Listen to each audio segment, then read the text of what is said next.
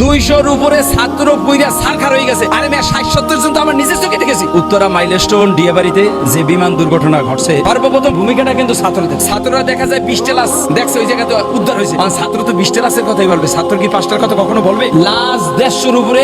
কিছু social media আমি দেখেছি, আমি সমস্ত মিডিয়ার ভাইদের খারাপ বলবো না, কিছু জাতীয় চ্যানেল আমরা দেখেছি কিছু গুজব ছড়াইছে, যেমন 24, এটা ইন্টারন্যাশনাল একটা দালাল। আপনাদের ছোট ছোট চ্যানেলগুলো অনেক ভালো আছে, দালাল চালানো আছে। উনি লেখছে 19 জন মারা গেছে আর 61 জন আর 59 জন আহত হয়েছে। 200-র উপরে ছাত্র পুইরা সারখার হয়ে গেছে। আরে মেয়ে 60-70 জন তো আমার নিজের চোখে দেখেছি, আমার নিজের চোখে দেখেছি। বাংলাদেশ মেডিকেলে কিভাবে অনাহারে ছাত্র, তার বাবা ছিল না, মা ছিল না, এই সাদা চামড়া পুইরা হয়ে গেছে। তারা অটো গাড়ির উপরে উঠে তারপর গেছে। সেনাবাহিনী পরে আসছে, পুলিশ প্রশাসনিক পরে আসছে। সত্য জিনিসটা এই পর্যন্ত 150 লোকের উপরে মারা গেছে, 2 থেকে 250 লোকের উপরে পুইরা সারখার হয়ে গেছে। সেগুলা বাঁচবে না। বাংলাদেশ মেডিকেলের বড় বড় ডাক্তার স্পষ্ট সাক্ষাৎকার দিয়েছে যে আমরা মেডিসিন দিয়ে চিকিৎসা করতে গেছি, কিন্তু বাঁচাবার মতো ক্ষমতা আমাদের কাছে